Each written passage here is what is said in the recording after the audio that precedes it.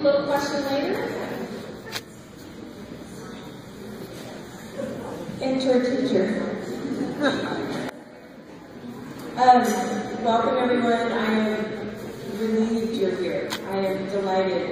It takes a lot to come out, a lot of care from your end. And so I have just a little intro to myself. My name is Sheree Winterfeld, and I am a school teacher here, 5th grade teacher at this school, Errol, Hassell. I came from Washington, so I have some experience in another state. And I've taught anywhere from 2nd grade on up to 7th, but I focus mainly on 3rd, 4th, and 5th. And a couple years ago, I finished a master's program and had the opportunity to fly all the way to China and teach with my husband and a group of educators from George Fox and look into our Chinese students' eyes. And the world got really small for me at that point, and there became a huge sense of urgency. So with that, I've got many hats that I wear. I've got 3 children of my own, and I was a single mom for a while, and got remarried in 2007 and moved to Oregon. That's a fun story.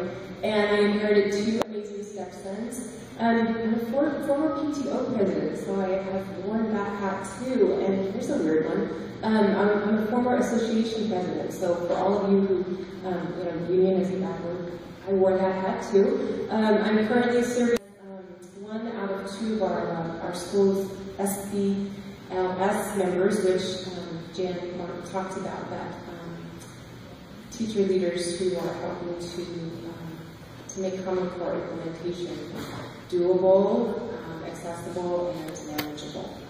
So with all those hats that I wear, this is actually a picture of my 4th grade class, and I apologize, it's kind of light, but Miss Van Winkle is up to the right, and she was just a sweet, amazing 4th grade teacher. But with all that said, I'm here to tell you that if we continue the same education that we got, it just is not going to work today. Our world has changed.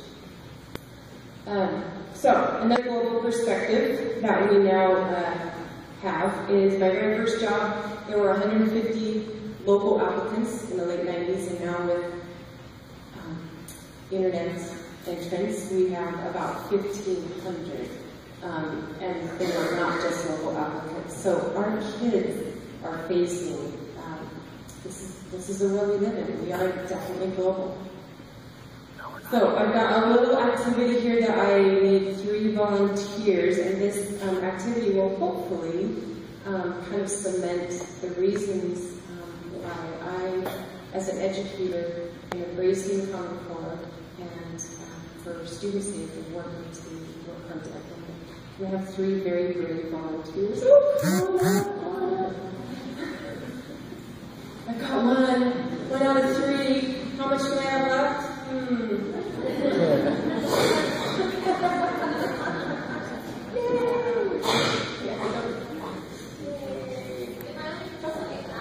There you go. Oh, there you go. One more.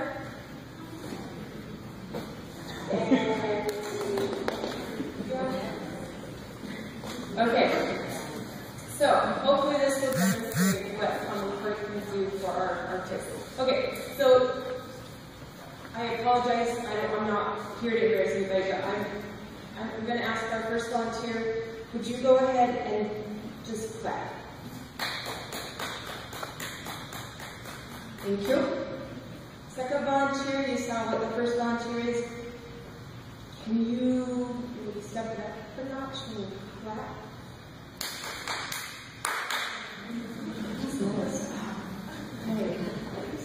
Okay, third volunteer, you've seen what's done, so you kind of, can you, spicy pizzazz in your clap and go ahead and... Okay, great. So, what I want to do is I am going to just take us back to the basics, and so I'm going to teach our volunteers up here what a level 1 clap will look like.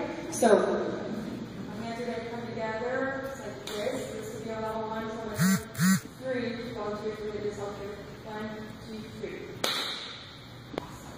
So, now I'm going to show you, we're going to build on level 1, we're going to do a level 2 clap, which is going to be, I'm going to clap for 5 seconds, at a rate of 1 clap per second. So I'll model it first, and then we'll do it together. So 1, 2, 5. Here we go. 1,000, 2,000, 3,000, 4,000, 5,000. Okay, where do you go, please? Okay. Oh, sorry. 1, 2, 3. 1,000, 2,000, 3,000, 4,000. All right, we're ready for level 3 clapping. So here we go. Level 3 clapping builds on level 2 clapping, but now instead of just rate of 5 seconds per clap, we're going to go in a clockwise motion. Okay, so this is level 3 clapping. Ready? Okay, 1, 2, 3. 1,000, 2,000, 3,000, 4,000. And because our volunteers are so great, I have some token prizes for them. Their Common Core Fluff efforts. Appreciate you, and we can give them a round of applause.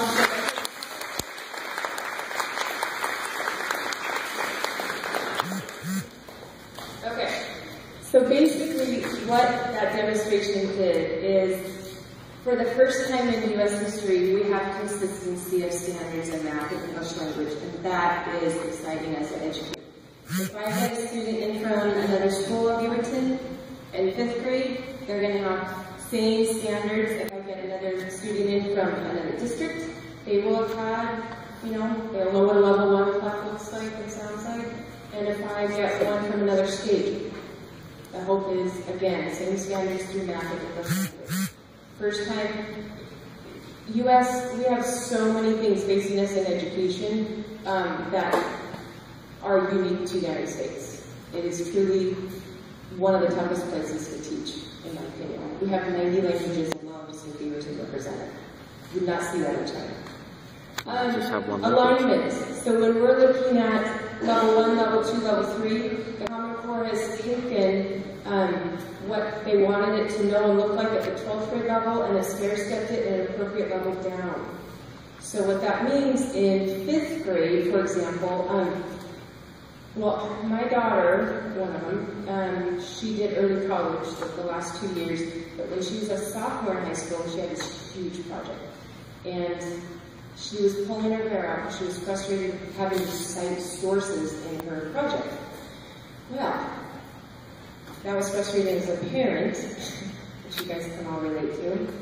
And now, Common Core in 5th grade, we are going to be working on citing reliable sources and putting them into our writing so that we stair-step it, so when a student gets to sophomore age, they're not pulling their hair out, you're not pulling their hair out, because they've done it, they've been taught it, and it was incremental. So that is also very, very exciting. The rigor, which Jen and Robin both talked about. Yes, I'm overwhelmed. We've got a couple of our own kids who learn very easily, and then we've got our youngest who, if we can just get that boy graduated, it's going to be an act, a miracle. But we have faith and we keep persevering as parents. But we understand those challenges.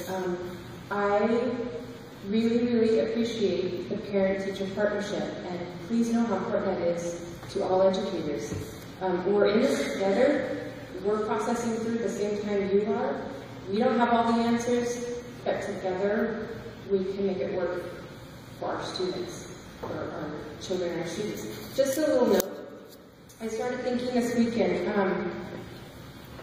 my 5th graders, and I'm about halfway through my teaching career, even though I'm a lifetime learner after teaching probably. My current 5th graders are the class of 2021. And if I teach for 15 more years at 5th grade level, I've got kids who are going to graduate